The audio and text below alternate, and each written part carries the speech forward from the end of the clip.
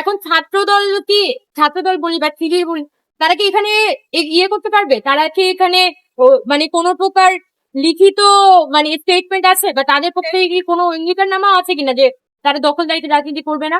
তার মানে এটা একটা কমপ্লিটলি আনরিজলভ ইস্যু। একটা গ্রুপ থাকবে যে তারা কিন্তু একটা পাল্টা রাজনীতি তৈরি করার চেষ্টা করবে।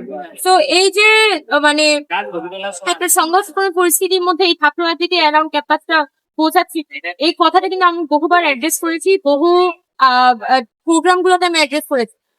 কিন্তু ঢাকা ইউনিভার্সিটির প্রশাসন তারা তো আসলে ওই ধরনের সাহস দেখাতে পারেন যে ঢাকা ইউনিভার্সিটিতে ক্যাম্পাসের রাজনীতি কি হবে, রাজনীতির বিষয়ে সিদ্ধান্ত কি হবে, তারা আসলে এই ধরনের কোনো সিদ্ধান্ত কখনোই আসতে পারে না। তো যার ফলে আজকে এই সংকটটা।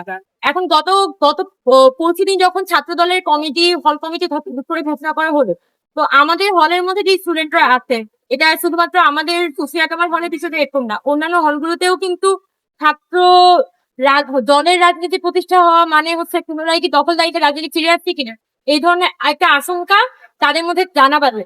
এখন ছাত্রদল বলি বা শিবির বলি, তারা কি এখানে ইয়ে করতে পারবে? তারা কি এখানে মানে কোনো প্রকার লিখিত মানে স্টেটমেন্ট আছে বা তাদের পক্ষে কি কোনো অঙ্গীকারনামা আছে কিনা যে তারা দখলদারিতে রাজনীতি করবে না?